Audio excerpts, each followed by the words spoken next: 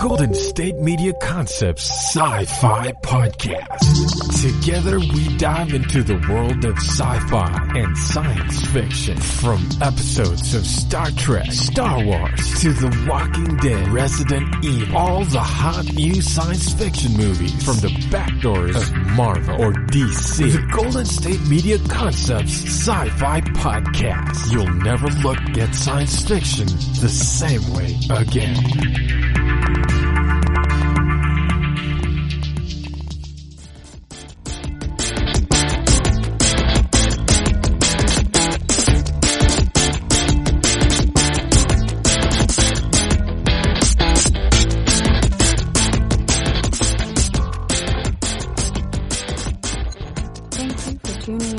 GSMC SciFi Podcast, brought to you by the GSMC Podcast Network.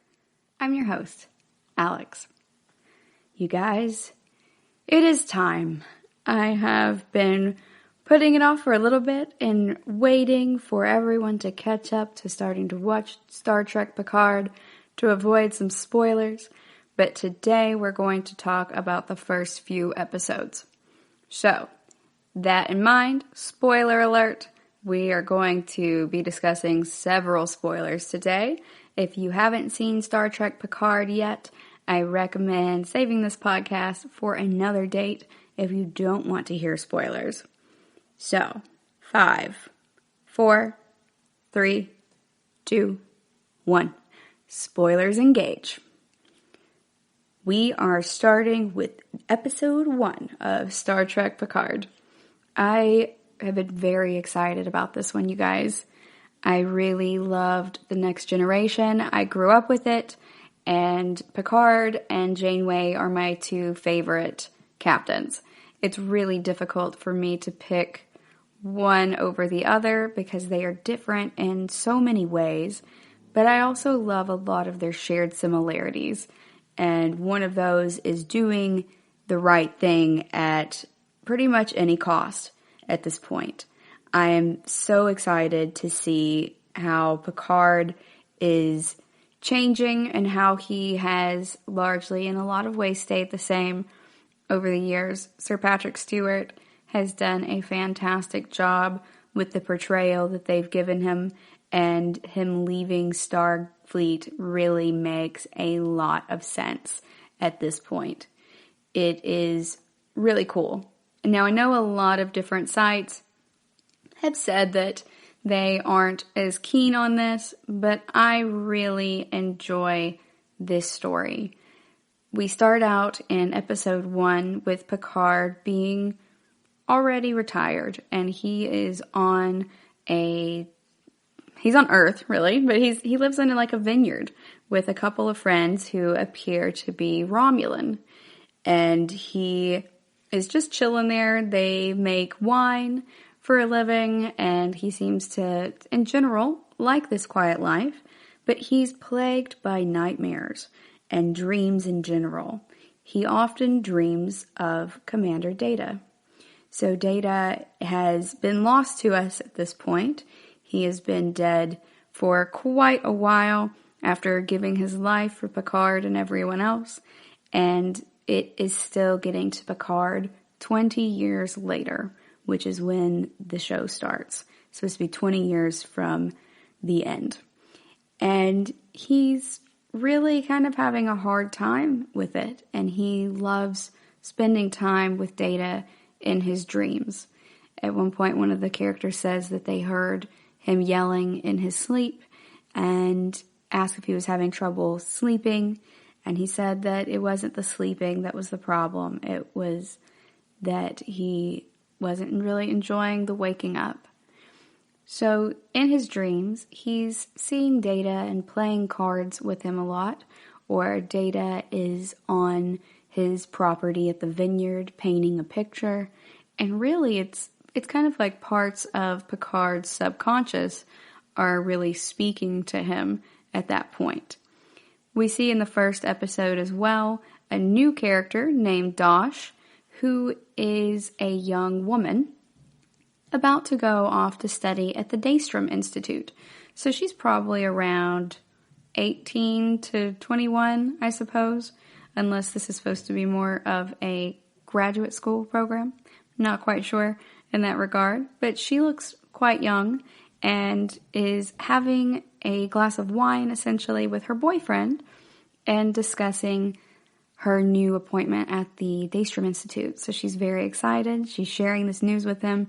And then some folks break in, very similar to one of the big scenes in Altered Carbon, and just start killing people. Mostly just her boyfriend that's in their apartment. But they start attacking them. So she panics, absolutely. She's watched her boyfriend get essentially like a ninja star type thing thrown at him from across the room and is bleeding everywhere. And then they put a sack over her head and they say, quick, before she activates.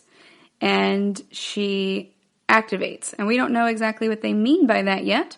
These people are in full outfits with their faces covered and everything, so we don't know who they are or what they're doing.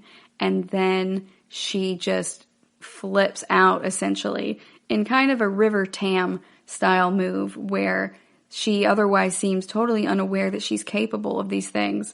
But even with the hood on her head, she kicks all of their butts and shoots and kills them all. And then she takes the hood off and tries to help her boyfriend, but it's too late and he's already dead. So she starts seeing these kinds of images of Picard in her head. And she knows that because someone has come to try to kill her, although she does not know why they were there, she knows that she has to get away. And everything in her is urging her to find Picard. Now, she knows who he is conceptually because he is considered to be a great man at that point. She knows that he is Admiral Jean-Luc Picard, but she has not ever met him one-on-one. Yet she feels like she knows him, and she is seeing him in her head. So she is freaked out and on the run and super confused about how she was able to do what she just did, and ends up finding him at his estate right after he has had a really big interview on television. So he's been out of Starfleet for 14 years at this point. And he has previously refused to speak to the media or anyone about why he left. And he tells them, before they get there, that he does not want to talk about that. His handlers essentially do that for him, his friends. And they're like, okay, yeah, they said they won't ask about that. But then inevitably, just like a lot of hosts have done to actors over the years, they have lied to them and said they would not ask the question, and then she outright asks it after working him up. And he blows up a little bit and tells her, I left Starfleet because it wasn't Starfleet anymore. We turned our backs on the Romulans. They needed our help, and now Mars is burning, and it's still burning, and it's been years. And we turned our backs on all those people, and so many millions upon millions of people died. And that is not what Starfleet stands for. So I don't recognize Starfleet as it is today, is more or less what he has to say. But he didn't mean to say all of that. He just kind of blew up, which is uncharacteristic for him, according to where we are now. Although we have seen Picard blow up on people in the past as well. But he can be reticent and keep his cards close to his chest when he wants to be. So it's a little bit out of character. So when this girl shows up at his vineyard, he thinks initially that she's there because of his interview. And his dog, whom he calls Number One, which I think is absolutely adorable, runs up to her. And at first Picard is tense, but the dog is a really good judge of character and is like, oh, hey, she's fine. So Picard starts talking to her. He's like, why are you here? Who are you? And she just freaks out and starts spilling the beans about her boyfriend being attacked and really not enjoying what's going on to her right now and just being confused about all of it. And he's like, okay. And he holds her hands and he's like, try to calm yourself just a little bit so we can talk about it. He gets her some tea and everything. And she tells him her story, that her name is Dash and everything, and that she was attacked, and she has something inside of her that's like lightning that suddenly struck and told her that she needed to find him and that she would be safe with him. So she's like, okay. Or he's like, okay. And, they go ahead and make her up a room in this giant, chateau that he has been living in this vineyard. And she's gone by the next morning. In the meantime, he's had some more dreams about Data. So he starts feeling really weird about it, and he goes to look in his office and everything, and there is, over the mantle, a picture of a girl who looks very much like her. And he's very confused because Data painted this picture some 20-odd years ago and gave it to him as a gift. So he goes to what is essentially a futuristic, think like a bank vault, like a safety deposit box, but it's ginormous and it has all of the things that he has wanted to keep as memories and keepsakes over the years. And in this place is another painting that Data had made for him that looks very much the same. And essentially he made two of them, and it is called Daughter is the name of it. So Picard is like, what the what? And is trying to figure out what's going on, trying to find this girl, and the girl is out there on the streets freaking out, and she calls her mom, and she's like, Mom, I don't know what to do. I tried to go be safe, somebody tried to kill me, and her mom goes, go back to Picard, and she's like, I didn't tell you about Picard, and her mom's like, you had to have, I wouldn't have known otherwise, but go back to Picard, and the girl ends up going back to him, and ultimately, he tries to help her, but things go sideways, and it's revealed that the Romulans are after her. They have Romulan disruptor rifles, and then they also have one of their helmets comes off at a certain point, and he spits blood and stuff at her, and it gets all the acid on her, and also on the disruptor, which then explodes in her hands. It's very sad and upsetting, and it really largely impacts Picard. He is just absolutely distraught, especially since he really felt a connection to her, thinking that she was Data's daughter. Because as we know from before, Data has tried to create a daughter before in LOL. Although Data also was like, we're going to let her choose her own appearance, or I'm going to let my offspring choose their own appearance and gender and stuff. Data says trans rights. Data says gender identity rights, and I really love that about Data. And he's created LOL in the past, so that's really where I thought we were going as well. I thought that this was going to be a new LOL, although I'm not sure how he would have kept that hidden for 20 years. So we end a lot of this episode with that information. We're going to go on a break, and when we come back, we're going to continue talking about Picard.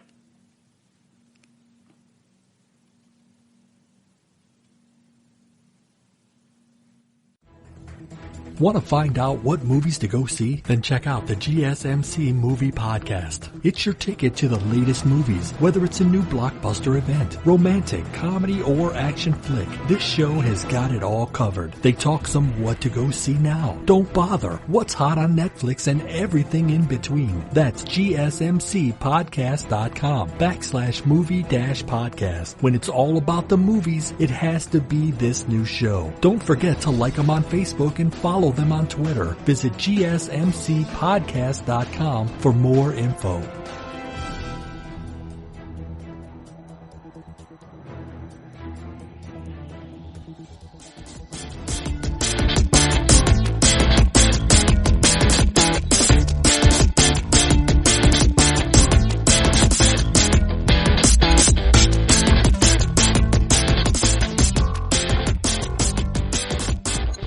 Welcome back.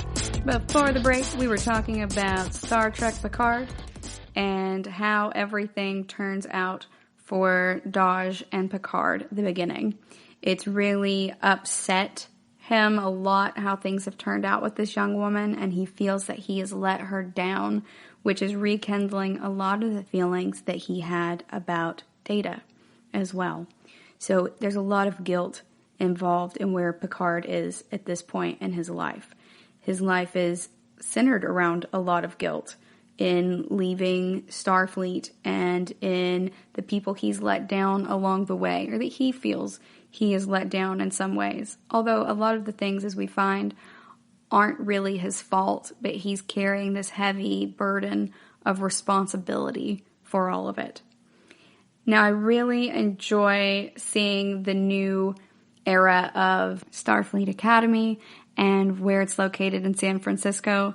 We've been seeing this location since some of the early movies. If you guys love the one with the whales, as would be its friend's name, then you know which one I'm talking about. A lot of people don't love that one, but I really enjoyed the voyage home. I thought it was really great and fun in a lot of ways, and I know that it was still hokey in a lot of other ways as well. But as a child, which is when I saw it, it came out in 1986, and I was born in 1989. I really love the one with the whales. Even if it is cheesy with Spock's outfit and everything, I still have that Spock in my Star Trek timelines grouping. I love him, and I'm not going to send him out the airlock. So we get to see what it looks like now, though, and I enjoy that. I enjoyed seeing it as well when we started the new Star Trek timeline with J.J. Abrams' works.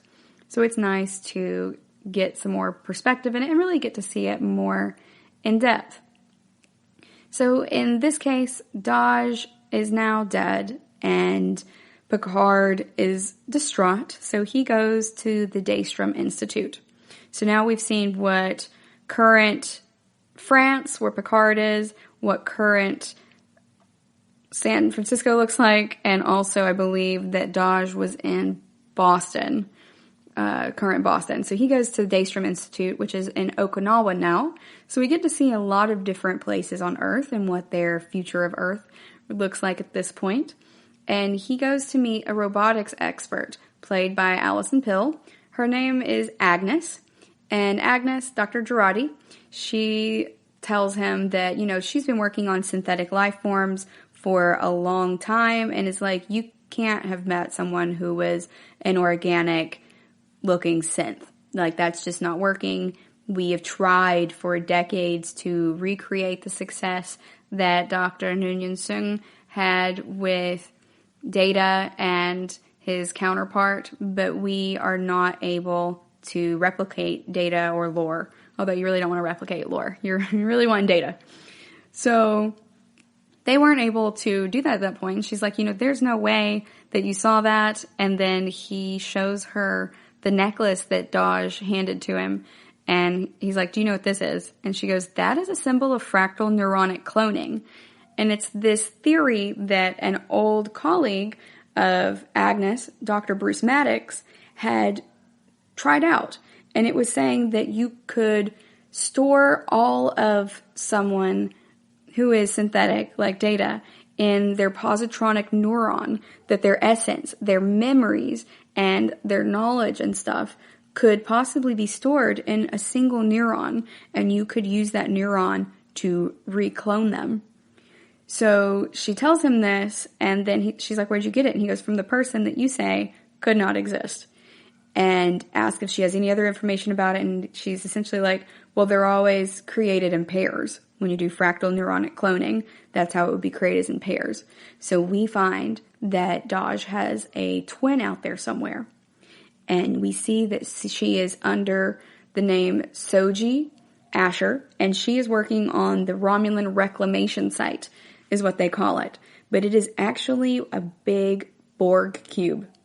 So the Romulans are out there doing work with the Borg cube and trying to, as they say, reclaim the Romulans who were taken by the Borg. And they pull out their implants and everything and try to restore them. So that is what Soji is doing at this point, and it's kind of a big deal, whereas her sister was also doing something that was a big deal by going to the Daystrom Institute.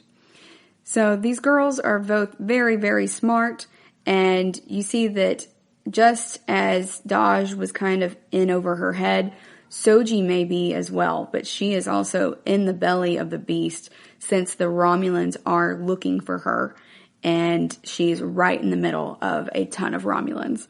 So we immediately get the sense of worry for her, and I feel like they did a very good job conveying that by showing us rather than telling us. We also get to see number one. I love number one, the dog. He is the best, and he is one of the dogs that Sir Patrick Stewart has fostered over the years. He loves fostering pit bulls, and he is ultimately not able to adopt a lot of those in the area because the UK bans pit bulls. So it's really nice to see him featuring them as being really kind and sweet animals on the show, and you can tell this is something that's really close to his heart. So I like that we get that out of episode 1 as well. We also see that Picard's preferences for drinks and stuff have changed over the years. So he says tea, Earl Grey, decaf. And we're all waiting for hot, but he says decaf this time. You can tell he's trying for some heart health as well. And we also see that when he is running away from the Romulans with Dahj at that point. Like, he's having trouble catching his breath and everything. He's not as strong as the Picard we once knew. We also see that we have Data holding 5 Queens of Hearts in the dream sequence, but we aren't sure exactly what that means. Next Generation did a lot of meaningful dream sequences though, and I'm really glad to see that theme being brought forth and continued in Picard. There's a lot of stuff that makes it stand out on its own, especially the music opening, but it is overall, it still very much has a Star Trek feel to it. They've done a great job with the sets and the makeup and getting the point across, even without seeing Sir Patrick Stewart in his uniform. He's a retired admiral at this point, so he is just hanging out wearing turtlenecks and stuff for the most part, but we still get to see Jean-Luc Picard. We also get to hear him speak French, and he speaks it to his dog, and it's a very playful way to show us that he speaks French. Indeed, as we go on throughout the episodes, we find that a lot of the characters speak multiple languages at this point. We also have the Romulans spitting acid now, and that is really interesting, but super gross in a way. So that is cool, and we're seeing where things are going now in this new Kelvin timeline. We also see that Soji knows that she's a twin, whereas Dahj didn't seem to have any idea about her sister, but she does not even, we don't get to see Dahj long enough to really know whether she knew or not. So maybe there are more than 2 of them. Maybe we have something else crazy going on. So we don't have any suggestion yet that she knows she's a synth, which is what they're calling the synthetic life forms, like Data androids.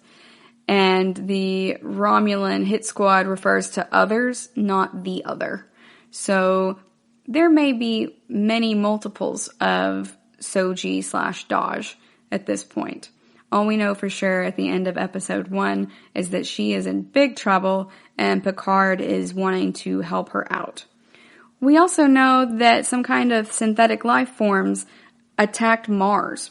We don't know why, and we don't know exactly any of the details regarding that. So that would have required some kind of technology between the previous Star Trek shows and Picard now. And I like that there's a lot of mystery that they're injecting into this.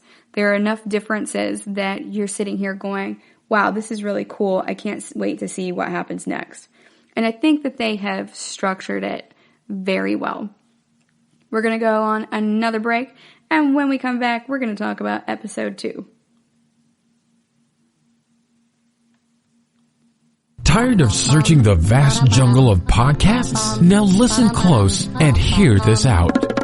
There's a podcast network that covers just about everything that you've been searching. Hey! The Golden State Media Concepts Podcast Network is here. Nothing less than a podcast bliss with endless hours of podcast coverage. From news, sports, music, fashion, cooking, entertainment, fantasy, football, and so much more. So stop lurking around and go straight out to the Golden State Media Concepts Podcast Network. Guaranteed to fill that podcast itch. Whatever it may be. Visit us at www.gsmcpodcast.com. Follow us on Facebook and Twitter, and download us on iTunes, SoundCloud, and Google Play.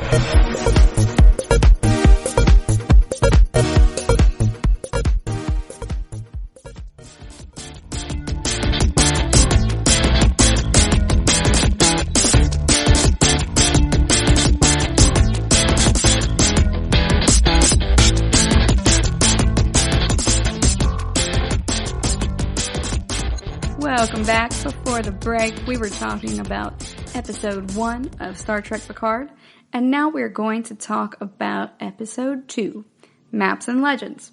So in this episode, the first one was called Remembrance, but in episode 2, we are really getting to see more about what happened with these androids freaking out and causing all of this destruction on Mars 14 years ago, which led to the Federation abandoning its mission to rescue the Romulans, and also the Mars just being on fire. We hear the phrase Mars is burning at a couple different points. The second episode here really gives us a great answer really early on as to what happened. So we see some synthetics that are co-workers with a lot of other anthropomorphic life forms on Mars. And it seems to be a coordinated attack. We don't know why they suddenly turn. We mostly just see the other anthropomorphic characters going ahead and some of them making fun of the synths. So they're trying to tell them jokes and stuff that are punny and word plays. And of course the synths aren't really getting that. They're answering the questions as though they're real questions and not jokes. And they're just kind of being jerks, really, to them. And the synths at one point just turn around and start attacking. And it's really creepy because we get to see like this just plain straight face, that blank face that Data used to always have as well. And then they just freak out. Now, these aren't the same series of androids as Data, so they look a little bit different. But they are very on the uncanny valley side of it. They are not quite human, though. They're you can tell in their behavior and with their facial expressions and stuff. And they can say certain types of human phrases, but you can tell that it's mimicry. They can smile at jokes, but they don't know why they're funny. It's very interesting, this uncanny valley approach that they've taken. So we can see here that at that point, synthetic life forms still very much had that white and almost gold glitter cast to them that Data had back then. And Daj looks totally human. She looks very organic as a synth. So it's really a huge leap in technology to go from not even being able to replicate Dr. Noonien Soong's success with Data, but to have someone now at this point who looks totally organic and seems to have feelings and everything. It's like the next evolution in Soong's work, even at this point. So it is quite remarkable that Daj even exists at this point, and that's partly why Picard is so disturbed by everything that's happening as well. She's not Uncanny Valley like a lot of the previous synths were. But since the synths freaked out and that happened on Mars and they abandoned the Romulans, the Federation that is, we see that a lot more has gone on and that synths have now been completely banned. The Federation has banned synthetic life forms. So that's really messed up and is xenophobic in a lot of ways. We dealt with this type of concept regarding whether Data was his own life form in the next generation or whether they could take custody of him at the Federation scientific compounds to really kind of take him apart and see what makes his positronic brain work. So we thought that we were past that, but we find that there may still have been people working within the Federation who are biased against androids or any type of synthetic life form and want to get rid of them. We do, however, also see that we have emergency medical holograms that still exist, as well as an expansion of the hologram type program. So there are a lot of different holograms here as we go forward. And we also see the one in episode 1 walking Picard to essentially his safety deposit box. So they still use holograms, but they try to keep them not as real per se as the Doctor was, the EMH from Voyager. They are going more for detached and keeping them robotic and not really approaching the singularity for them. So Daj or Soji at this point is really our symbol of the singularity, and the Federation appears to be regressing regarding the type of technology that it is comfortable with in interacting. And I think that that's interesting to see, particularly since we are in a period in the United States of immigration reform and people being afraid of those that are different from them, and the kind of just the concept of one rotten apple spoils the whole bunch, as though the actions of a handful of synths or immigrants can be used to extrapolate that is what all of them are like. It's a logical fallacy, and it's really unfortunate, but I like that Picard and them are really exploring this as an allegory for what's going on in the world around us today. So we're already seeing some echoes of TNG and how there were morals to the stories, and it was socio-political and socio-cultural commentary as well. We're seeing this paradigm shift of who Starfleet is, and it's no longer the Federation that he really had believed in, just like a lot of the things that are happening in American politics right now make people feel like this is not the America that we once believed in, that was the home of the free and the brave and folks who were willing to make a better life for themselves and allow others to make a better life for themselves as well. So they're totally turning their back on the Romulans and also on the synths. So it's very interesting to me seeing these parallels. And I also really enjoy seeing that they have kind of an armistice with the Romulans right now too. So the neutral zone is still out there, and we get more into that about 4 or 5 episodes in. But it's really interesting to see that there are still some Romulans allowed on Earth. Indeed, Picard lives with 2 Romulan friends, and Picard also knows that the head chief of security for the Federation at this point is also a Romulan. The Commodore O is a Romulan. So we get to see a lot more going on here at this point that echoes what's going on in American politics right now. And I love that about Star Trek in particular, sci-fi in general, but especially Star Trek, and this whole concept of art imitating life. So we see that Girardi, Agnes, is talking about Bruce Maddox and stuff to Picard, and it goes to his house and talks to him a little bit about it.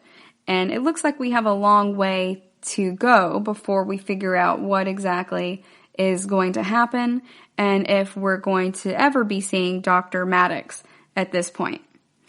Now, we also know that the Romulans have a deep, unassuageable loathing, quote unquote, of artificial life. And that loathing really seems to be at the heart of this new series. This is largely about how the Romulans feel towards synthetics and how that's really infiltrated into Starfleet, especially with the separation of the Romulans from Starfleet, the abandonment of the Romulans from Starfleet, and this subsequent armistice that has had to be put in place. So they're no longer allies, they're no longer part of the Federation, but there is an armistice. You just have to be careful about where you go in different parts of space. We also get a reference to the Romulan secret police, the Tal Shiar. So we have known about the Romulan secret police from previous shows in this universe, and they also go by Zhat Vash. So that is an even older name, and it's a legendary Romulan cabal. So they think that the Tal Shiar and Zhat Vash are even about the same at this point. And they're said to keep a secret so profound that just learning it could break a person's mind. It's been described online as being Lovecraftian, and I love that. I love that there's almost like a horror element to this. We know that there's a deep, dark secret going on here, but there may be multiple ones. What all are the Romulans doing in the reclamation area? They're in a Borg cube, and they tell the scientists, hey, be very careful about where you go. Don't touch anything that you are not directed to touch. We don't know exactly what could happen. And Daj's sister Soji kind of plays it off and is like, oh yeah, don't worry about it, to like the new girl. She's like, just make sure you always have this on when you go in there, like talking about her like comm badge kind of thing. And she's like, make sure that you have that on before you go in. And, Romulans just like to be dramatic. So we see that Daj is an anthropologist as we go along, which y'all know makes my heart sing as a fellow anthropologist. I was so excited for Michael Burnham to be a xenoanthropologist, and I'm even more stoked for Soji to be an anthropologist, particularly since Picard was so interested in archaeology as well before, and that in the US is a subset of anthropology. It's a little bit different in the UK, but over here, that is how that works. So I'm excited to see where they're taking that, because there are so many fields of anthropology and you can do so much with it that the possibilities really abound. We're going to go on another break, and when we come back, we're going to continue discussing episode 2. Watching TV has changed over time. Streaming has become the new norm. That's why Golden State Media Concepts television podcast dives headfirst to the world of cord cutting. Want to be on the loop of what's hot in Netflix? Or if it's not a preference, what about original shows in Hulu? We've got you covered. Join us as we fill in the blanks and talk about movies to stream and what show you should be binging. This is the Golden State Media Concepts television podcast.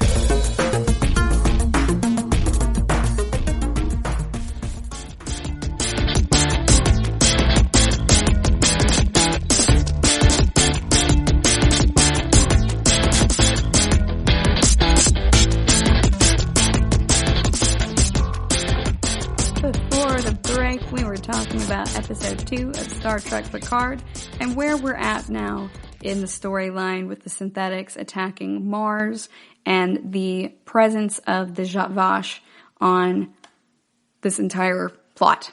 So we're talking about the Romulan secret police being involved.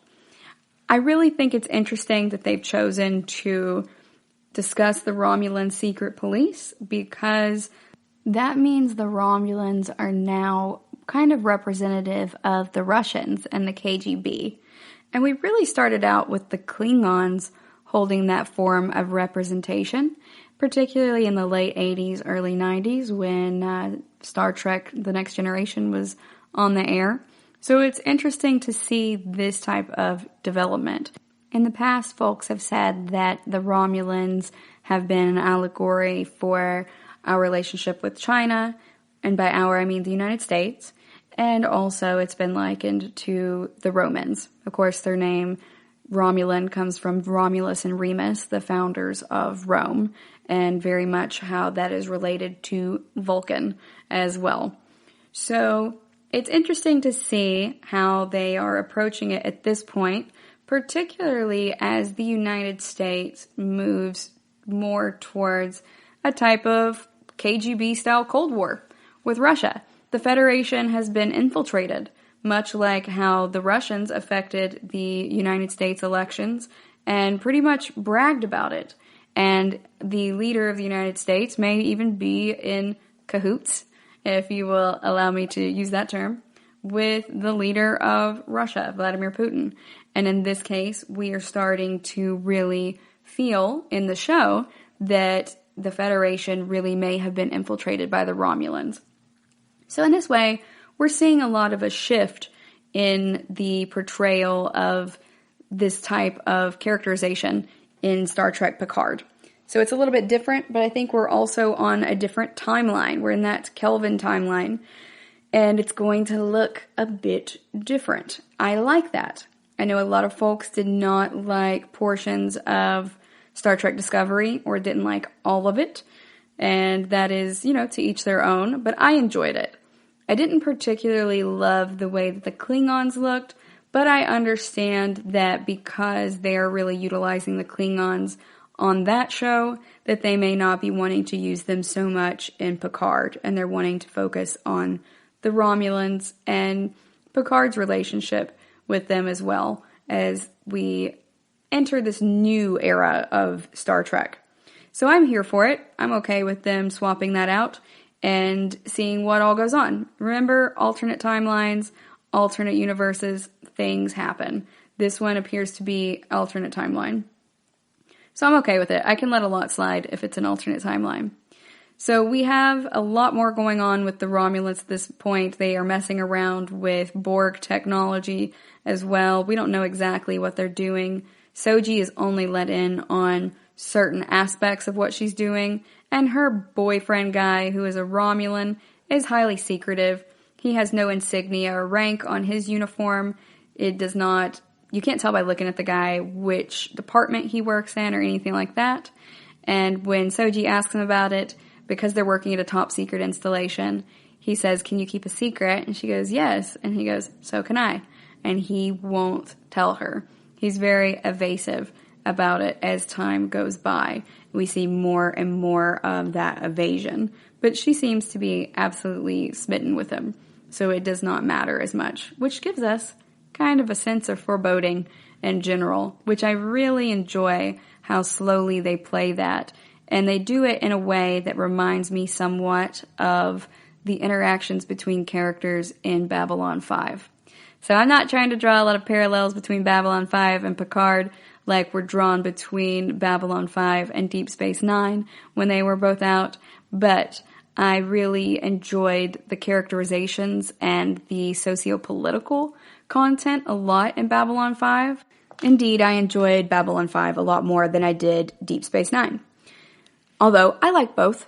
I do. But I really enjoyed the character interactions largely in Babylon 5.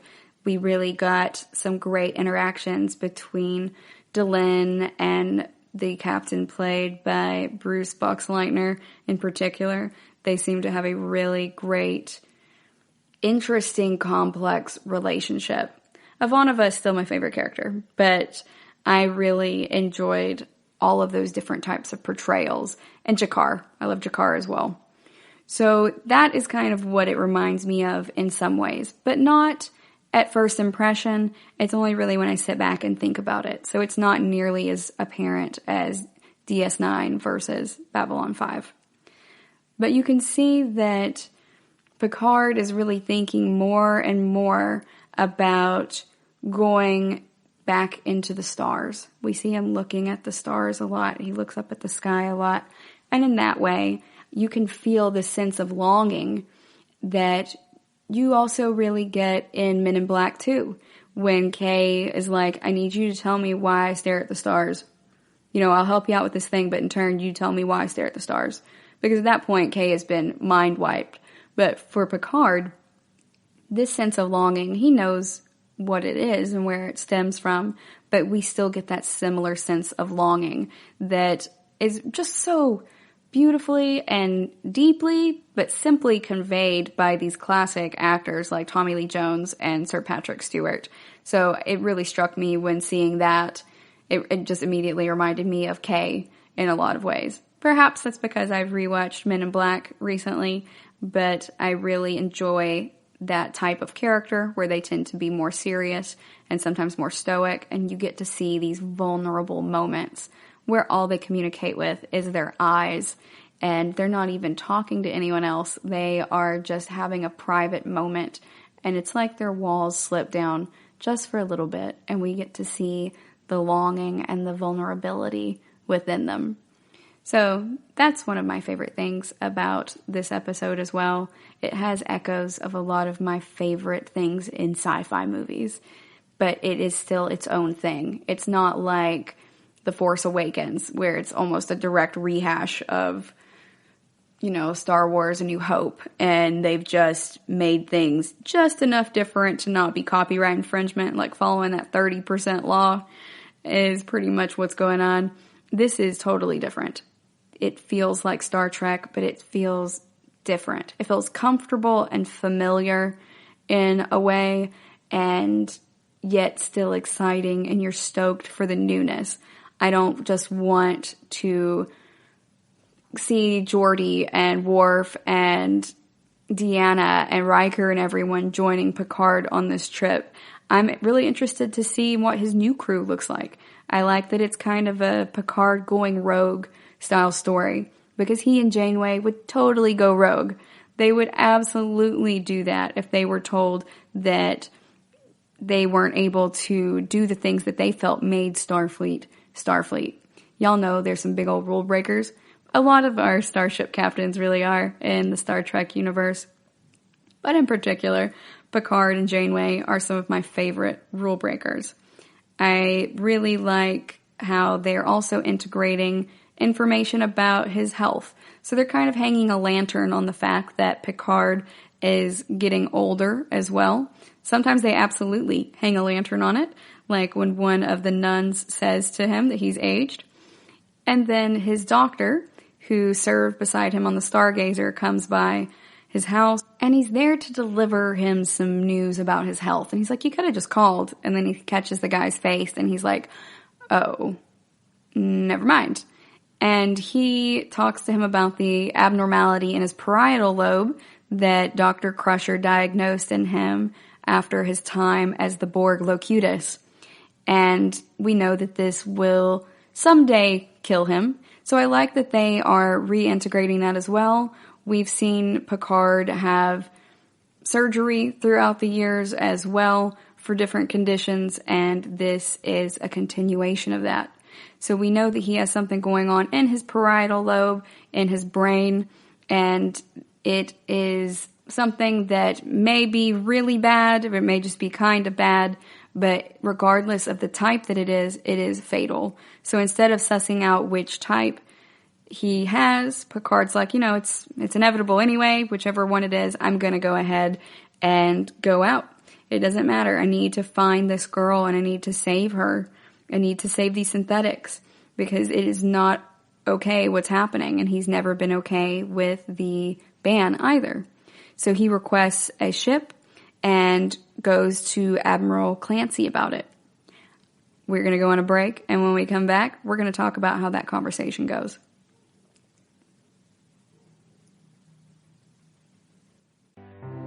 The GSMC Life and Happiness Podcast takes you on a journey of exploration. We'll discuss tried and true methods alongside the latest trends of how to best live your life to its fullest and happiest. From psychology to meditation, science to self-help books, the GSMC Life and Happiness Podcast will help you to discover what makes you happy and how you can live life being the best you possible. Download the GSMC Life and Happiness Podcast on iTunes, Stitcher, SoundCloud, Google Play, or anywhere you find podcasts. Just type GSMC in the search bar.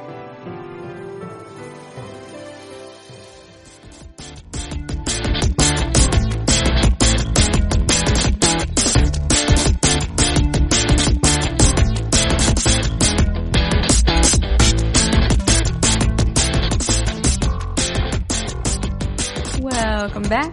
Before the break, we were talking about Season 1, Episode 2 of Star Trek Picard, and how he has a medical condition that Dr. Crusher has diagnosed way back when in the TNG series and movies, and now we see that he still has it, and that the abnormality in the parietal lobe of his brain is going to someday kill him, and we don't know how long he has.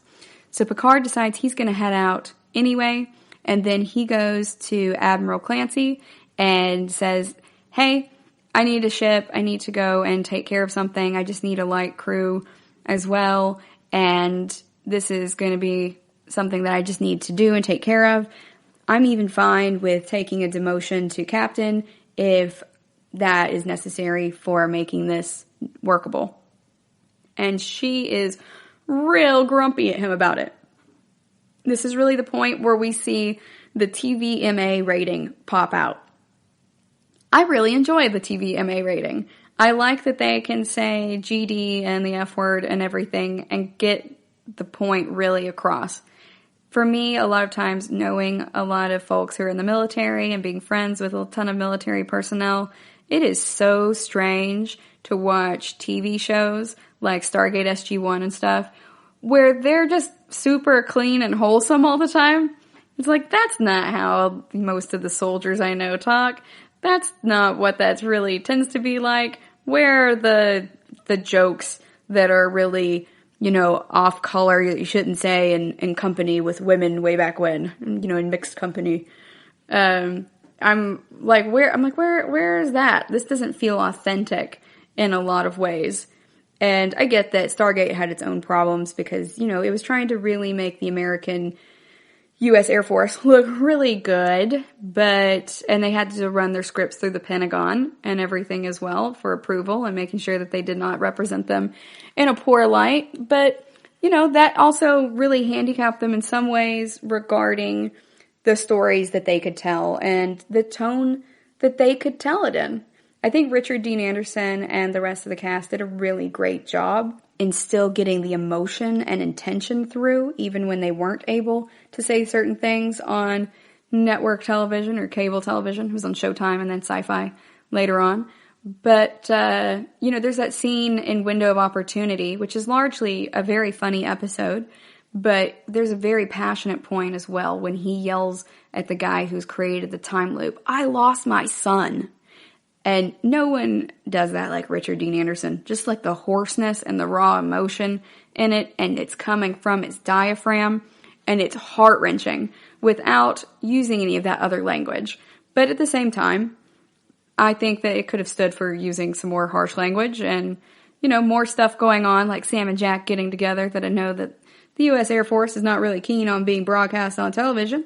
But for the most part, that does happen in the military. Anyone in the military will tell you that. And they'll go, hey, yeah, that happens all the time. My bros who were in the airborne and everything are like, yeah, I don't understand why they didn't do that on that show. They're like, I get it because the military was in charge of that. But that happens all the time. That absolutely happens all the time with fraternization. And the rule is pretty much, don't make it messy. Don't make it my problem. So that is something that's interesting to me at this point because we are seeing that there's still a lot of Starfleet in these folks, but we're getting, some F-bombs in here. And I really love when we meet Rafi after this point. So Admiral Clancy shuts down Picard and, tells him it's sheer effing hubris. And then Zhaban suggests that he round up the old Enterprise gang, and Picard is like, I can't do that. They're going to accept just out of a sense of obligation and loyalty to me. And I can't go through that again because that's how he lost Data. And it's still deeply impacting him to his core to lose a member of his core team. We know red shirts get red-shirted all the time. They even make a reference to it in the most recent episode of The Magicians, where Margot's like, give me a red shirt, because she feels like she's going out there essentially being fed to the wolves. And I love that scene as well, because Margot is supposed to be like the really hot one, but she's also a secret dork, and I dig it. So with this happening, and not just the red shirts getting killed, but the death of Data and the absolute disaster that was the voyage with the Stargazer and everything, Picard is having a super rough time. So he's like, I can't just get the gang back together. That would not be fair to them. And essentially his heart and his soul could not take it.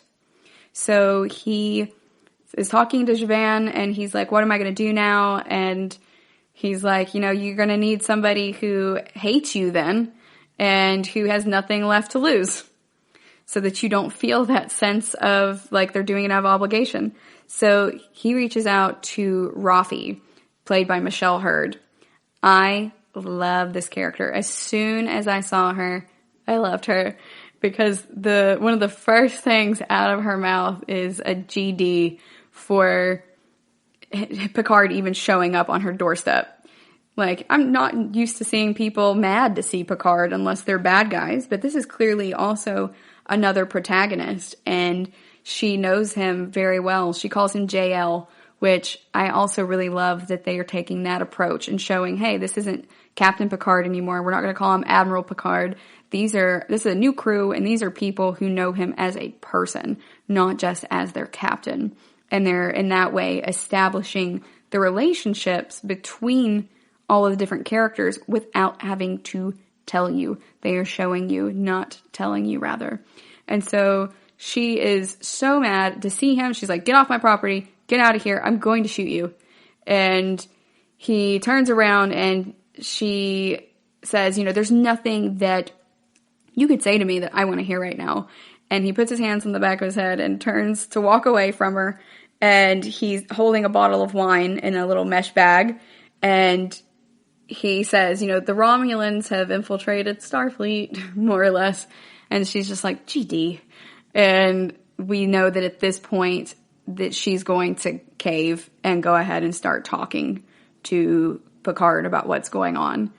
And she's definitely still not happy about it, but she dumps out the glass of water she's holding so that she can pour wine in it. And she asks him, is that the 86? And he's like, yeah. So they go ahead and get that out as well. So we know that only a couple things about her at this point. We know that Rafi is mad at him for some reason and is very reluctantly going to talk to him about this because he brought a really great bottle from his specific vineyard. So she's familiar enough to know that that specific bottle from his vineyard is going to be great. And he indeed did bring her the 86. So he brought her favorite wine. And that really establishes how well they know each other as people. And we know that she cares about the Romulans being on Earth and in the Federation and causing this general mayhem. So she seems to be a good guy, but who has had a falling out over the years. And I like that she starts out mad at him because it's so different from how we tend to see a lot of other characters react to our protagonists. We see that Soji and Narek are sleeping together already, even though they don't know each other very well. And it's really great to me that they're skipping through a lot of that crazy tension. I'm sure they'll create more tension in different ways. Indeed, there is enough tension, although it is not sexual, between Rafi and Picard to carry that out without having to worry about that with these other characters. So there's a lot of tension between everyone. Clancy and Picard, just everyone's just real grumpy at this point in the show. And then we learn at the end of this episode that Narek has been sent to spy on Soji and figure out where the rest of these androids, these synthetic life forms like her, are. So Soji doesn't seem to know that he is spying on her, but she also doesn't know that she's a synth, is the impression that we get. But he is out there trying to get this information out of her without triggering her like what happened with Daj into being the aggressive killing machine that she can be. Which, again, very similar to River Tam, the way that it works. Although she's not impaired in any other way in a cognitive manner when she is no longer fighting. It's just something that engages essentially when she is fighting somebody else. Now, when we see what's going on with Narek, we're like, who sent him? It's his sister. She is undercover as a human Starfleet officer, but she's actually also a Romulan. Then we call her Lieutenant Rizzo, and we see that she answers to Commodore O, who is the head of Starfleet security, and she appears to be a Romulan passing as a Vulcan. So O is really mad at Rizzo and is like, you have totally botched this. Your men killed the synth instead of capturing her. So this is a big problem, and I can see the flash of disruptor fire in the background reflection in this photo. You are going to get us caught. Your entire team has let us down. And she's like, well, I'm going to put my best man on it. And O clearly does not like this answer. She's very concerned about tracking down the synths and does not think that Narek's head is really totally in the game. And so Rizzo says, I will vouch for him with my life. And she goes, yes, you will. Because if he fails this time, both of y'all are dead. And it's very interesting to see how these underlying relationships within the Romulan community, like their KGB type situation, is really going on.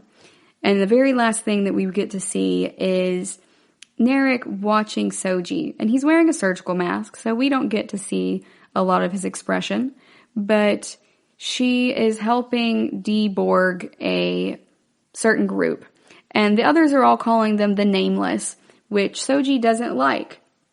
And I also don't like that. There is a bone in the human body called the innominate, and that means no name, and it's your pelvis. Dr. Williams from my undergrad really, got it through my head when I was going there that doesn't make sense. It has a name. We can call it by its name. We don't have to keep calling it the innominate. That's outdated and completely incorrect at this point. So this species is the innominate. They're the Nameless, although they just call them the Nameless at this point. And it bothers Soji as an anthropologist, and I totally get that. So they are really mysterious. We don't know who they are, where they came from, or why they're in this Romulan facility that is in a Borg cube. It is wild to see how far-reaching this goes. And I really like that. But you can tell that Soji is really empathetic towards people as well. And Narek seems to be trying to suss her out because he knows he's supposed to think that she is really dangerous. But he's formed this intimate relationship with her to kind of go undercover and get the information from her. But you can see that it's affecting him in other ways as well because he's getting to know her as a person. So I really enjoyed this story. It is kind of serialized in a way, and it's not just doing the one-offs that we saw a lot in TNG with the single character stories. We're finding out a lot about different characters as we go along, and indeed, our characters are not in the same place. So we haven't even formed the full team yet as to who is going to go with Picard to search for Soji. We're going to have more characters to explore, and we're going to learn some more about who Rafi is and what she does. So overall, I really have loved these first two episodes, and it's been really interesting to see the approach that they're taking. We're going to go another quick break, and when we come back, we're going to talk a little bit more about Picard.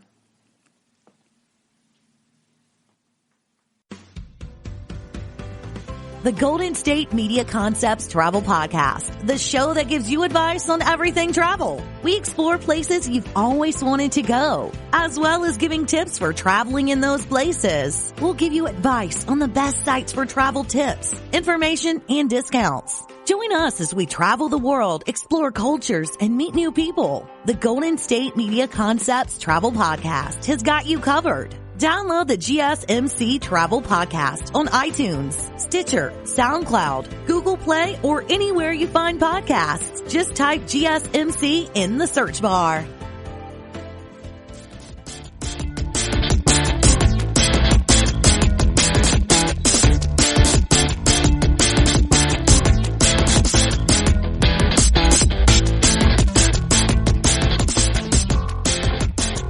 Welcome back. Before the break, we were talking about episode 2 of this season of Star Trek Picard and how the characters are all interrelated. We've learned about Borg involvement, also the Romulans, a mystery species called the Nameless that may come up more later on, and we know that the Romulans have infiltrated Starfleet at a deep level. and that Starfleet security was alerted to the fact that Picard was interested in this by Admiral Clancy. So Admiral Clancy may well be in on whatever's happening with the infiltration. She may have been involved in making sure that the Romulans were abandoned 14 years ago, and also in making sure Picard can't go after the girl at this point. It's really interesting to see them piece those together bit by bit. And we also see that Commodore O is really not a good guy. She is a bad guy. And I like the way that they are taking that. So the highest ranking security officer in Starfleet is a Romulan. And now also the highest ranking admiral, who is in charge of most of Starfleet and issuing permission for ships and everything to be used, appears to be in cahoots with them. So there's a far-reaching conspiracy going on in this story, and I like it. Now, I know a lot of folks aren't enjoying it so much, but I think it's worth watching. I've watched the first 5 episodes now, and it's so much fun. It's not like fun, so it's not funny like a lot of Stargate Atlantis is, but it is really interesting to see where they are taking these characters at this point. There are so many great characters who are brand new to us, and we get to see these characters who also existed 14 years ago. We get a lot of flashbacks in this show, and they do a really good job in filling in the gaps with flashbacks, and again, showing us rather than telling us expositionally. Y'all know I hate verbal exposition. I want to be shown. I don't want to be told. So I really dig the way that they do this. And in episode 3, we really get to see who Rafi is, and that is really interesting in seeing how things fell apart between her and Picard, because they were both trying to do a good thing and it went sideways, and so she got taken out with him, essentially. It is really hard to see early on whether the Admiral is totally bad or whether she just got swept up in something and became bad later on. But she tells Picard, when she tells him no for the ship, that 14 species within the Federation said cut the Romulans loose or we'll pull out. And that was really the reasoning between deciding whether to let the Federation implode, as she puts it, or letting the Romulans go. And, you know, in military situations, you do have a lot of decisions there between a rock and a hard place. I think no one teaches us that better than Jack O'Neill, where there is sometimes no good answer, but there is a best answer. Or there's no good choice, but there is a best choice, or at least sucky choice. And you can see that. The needs of the many outweigh the needs of the few. 14 species are going to leave if we keep the one. And, you know, you kind of get where she's coming from with that. It stands up logically. And, you know, who's to argue with logic? It's Star Trek after all. But in this case, Picard is saying, you know, I have the moral high ground on this. And he's right. Morally, he is correct in that. What is the cost of losing those species from the Federation? And is letting all these people die really worth it? Do the Romulans essentially deserve to die just to prevent this socio-political issue from arising? And it's really fun to see how they're playing that out. I love the philosophical engagements of the original Next Generation with Picard, and I'm loving how they are approaching it now. We also see Sir Patrick Stewart giving this kid a look because he goes up to the Starfleet desk and he's like, hey, I have an appointment with the Admiral. And the guy's like, okay, cool. And he's like, you know, I need your name and stuff. And he's like, my name is Jean-Luc Picard, Admiral. And the kid just doesn't really have an idea of who he is visually, but he recognizes his name a little bit, but isn't really starstruck or anything. He's just like, okay, cool. For this kid, it's just a job. And it, I think, also points more at how Picard feels that Starfleet is changing over time. We also get in Picard the first female director launching a Star Trek series. So Star Trek has always tried to be very progressive, and it's taken them a little while to get to this point, but I am excited to see it. So the episode 2 was directed by Hannel Culpepper, the same as the very first episode. So Maps and Legends and Remembrance, both directed by her, and that is very exciting. She has done a fantastic job, I think, with the visual direction of this and how she is setting up these scenes. I really like how she's telling these stories visually and how we get to see all of the Borg cube, but we don't know initially where we are and they zoom out. She's doing a fantastic job. I love the angles and everything she selects as well for the vineyards and the scenes where Picard is even sitting facing away from us, which that's generally a no-no in stage plays, but again, this is regular television, and I like how she's taking this. I love also the design of Rafi's home, which is kind of like a mobile home or an RV-style home out in the desert. It just reminds me of Arizona or New Mexico a lot. And in some ways it reminds me a little bit of Tremors. I don't think that's exactly what they were going for, but the type of landscape essentially is what I'm getting at, is where it looks a lot like it's from Tremors in a way, but also like a very advanced version of a trailer.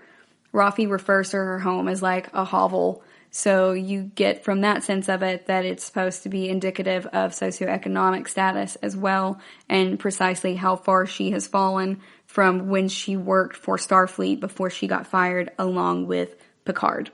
So that is very interesting to me as well, and it's I don't know, it's just interesting overall because she is upset with him too because of where she ended up and how he is still essentially rich. And she's like, you're in your chateau and you want me to show you around my hovel, but that would just be embarrassing.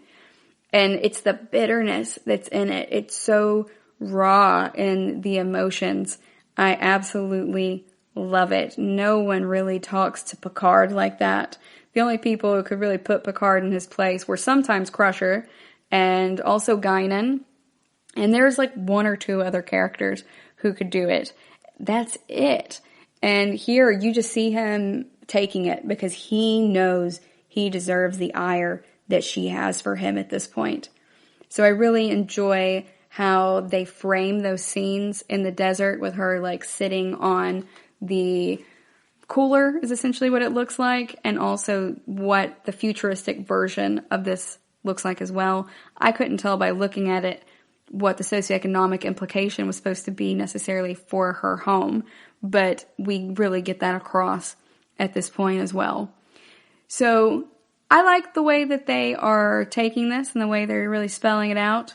They have done a lot of really great direction, and I think that Hannel Culpepper does episodes 1 through 3, and then Jonathan Frakes, our beloved Riker, he does episode 4, The End is the Beginning. And I really enjoyed the confirmation as well that Riker and Worf and Geordi are all still alive and well. We see Deanna in some parts of the trailer, so we know that she'll pop up later. And I want to know about where Dr. Crusher is at this point. And where is Wesley? Is he off doing Traveler stuff as well? I'm very interested to know, because the last time we saw Wesley, he was a child and he was doing Traveler stuff. Well, he wasn't a child. He was a young man who was in Starfleet and then became a Traveler. So Will Wheaton looks a lot different now than he did back then, more so than the others, because he was a kid and now he's a full-fledged adult. But we may see Guinan in season 2, and I'm really stoked for that because Whoopi Goldberg accepted Patrick Stewart's offer to have her on the show. I loved Guinan. I thought she was a very underutilized character, and the fact that she is so old and has such a long lifespan, I'm very intrigued to learn more about her and see what she's up to now in this post-Federation world. So technically the Federation still exists, but as Picard says, the Federation is not what it once was.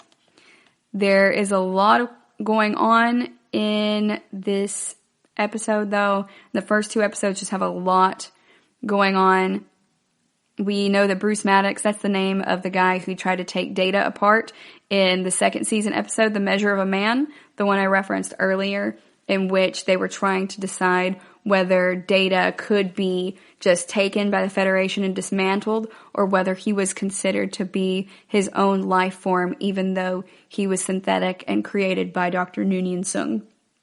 So it's really interesting to see that kind of come back around, and it really gives us some more questions about Daj/Soji's involvement in this, and the possibility that Maddox is their creator, or their father, that they've been referring to all this time. So it was really dark, the approach that Maddox took when we saw him with Data, and I'm very interested to see if any of that darkness is still involved in this plot line.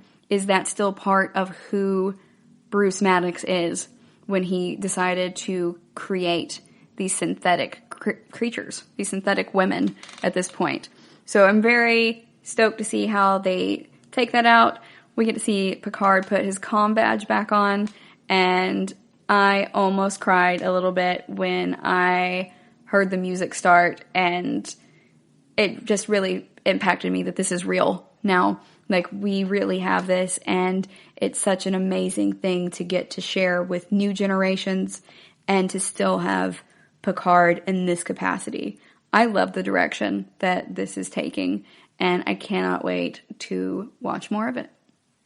Thank you for tuning in to the GSMC Sci-Fi Podcast, brought to you by the GSMC Podcast Network. I'd like to ask that you please remember to subscribe to the show, and writing a nice review always really helps us.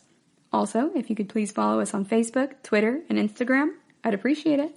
Thank you kindly, and have a good night.